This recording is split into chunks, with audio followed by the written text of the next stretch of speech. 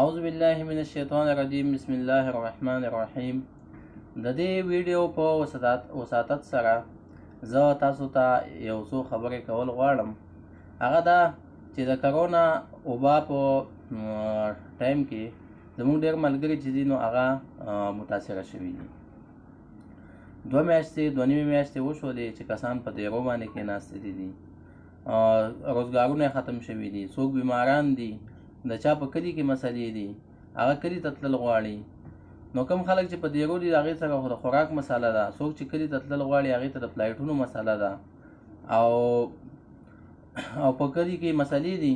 نو خلک ډېر زیات چې نو نفسیاتي طور هغه بیماران شوي دي. زمونږ کوشش دا چې داسې چاته ډېر زیات تکلیف وي نو چې د هغې هغه تکلیف کم کو په څه نه څه طریقه باندې. نو هغې دپاره مونږ ډېر دغه کوو، که چا څه ټیکنیکل مسله وي نو هغه کوشش کوو رهنمایي کوو چې هغه حل شي. که چا د راشن څه مسله وي نو هغه نورو ملګرو ته خواست کوو چې چا وس کېږي چې هغه ورسره مدد وکړي. چې چا د فلایټونو مسله ده نو د فلایټونو دا ده چې فلایټونه بندوبست کول هغه د حکومت پاکستان کار دی، او حکومت پاکستان ته پکار دي چې د خلکو له د فلایټونو بندوبست وکړي. او دا کوم کسان چې تلل غواړي او نو هغه هم پکار دي چې د خپل اواز حکومت پاکستان ته ورسوي. څنګه چې به مخکې ویډیوګانې کولې چې دې حکومت لا چې دې عمران خان لا اوټ ورکړي، دا به چې زموږ ټولې مسلې حل کوي. نو اوس باید چې نو دغه عمران خان ته اوس دا میسیجونه ورسوي. دلته په عامو عوامو کې په خپلو ملګرو کې دا دغه بالکل نه خورئ چې زه خودکشي کوم او زه دا کوم په ځان باندې تیل اړوم. نو دا دغه دې بالکل نه کوي، ځکه چې ټول دلته مسافر دي او خفه کېږي.